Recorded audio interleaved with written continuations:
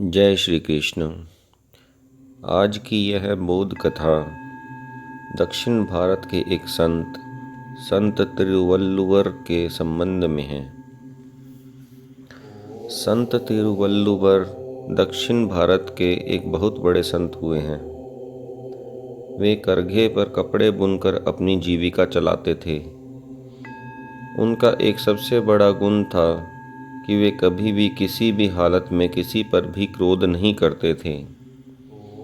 एक बार कुछ शरारती लड़कों ने आपस में यह तय किया कि आज हम संत को गुस्सा दिलाकर दिखाएंगे। एक दिन जब संत अपने करघे पर बुनी हुई कुछ धोतियाँ बाजार में ले जा रहे थे बेचने के लिए और वहाँ ज़मीन पर कपड़ा बिछाकर ग्राहक का इंतज़ार करने लगे, तब कुछ देर बाद वे लड़के आए। एक ने एक धोती उठाकर पूछा, बाबा इसका क्या दाम है? संत ने बताया 20 रुपये। लड़के ने कुछ जवाब देने की बजाय धोती 2 टुकड़ों में फाड़ दी और पूछा, अब इसका क्या दाम होगा?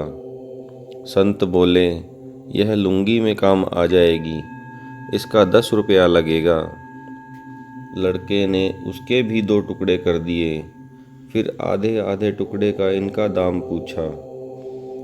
संत ने तब भी गुस्सा नहीं किया और कहा, यह अंगोछे में काम आ जाएगा, 5 रुपया दे दो। लड़कों का इरादा जो उनको गुस्सा दिलाने का था अब भी पूरा नहीं हो रहा था। उस टुकड़े के भी 2 भाग कर दिए। पूछा, अब इस एक टुकड़े का दाम बताओ। संत को अब भी क्रोध नहीं आया। कहा, अब यह किसी काम का नहीं, इसकी कोई उपयोगिता नहीं, इसीलिए इसकी कोई कीमत भी नहीं है।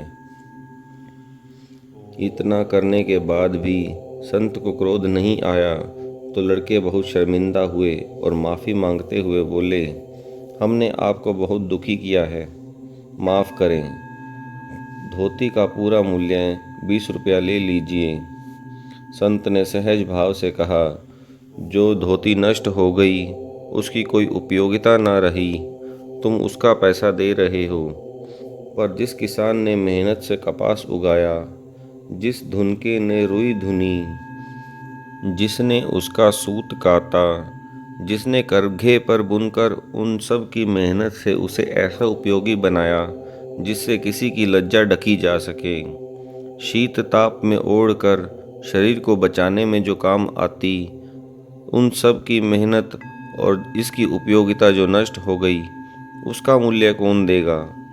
इसलिए बच्चों, तुमने जो यह काम किया उससे एक धोती ही निर्मूल्य नहीं हुई, बल्कि कईयों की मेहनत तथा इसकी जो उपयोगिता नष्ट हुई उसका मूल्य अब कोई नहीं दे सकता। हाँ, अगर कुछ देना चाहते हो तो यह वचन दो कि आगे से ऐसा कोई काम नहीं करोगे जिससे किसी वस्तु की उपयोगिता ही नष्ट हो जाए। वस्तु का मूल्य तो दिया जा सकता है, पर उपयोगिता का मूल्य नहीं दिया जा सकता।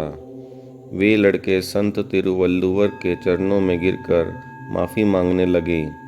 संत ने हंसकर आशीर्वाद देते हुए कहा, अगर तुम्हारा मन निर्मल हो गया हो तो समझो मुझे अनमोल मूल्य मिल गया। जय श्री कृष्ण।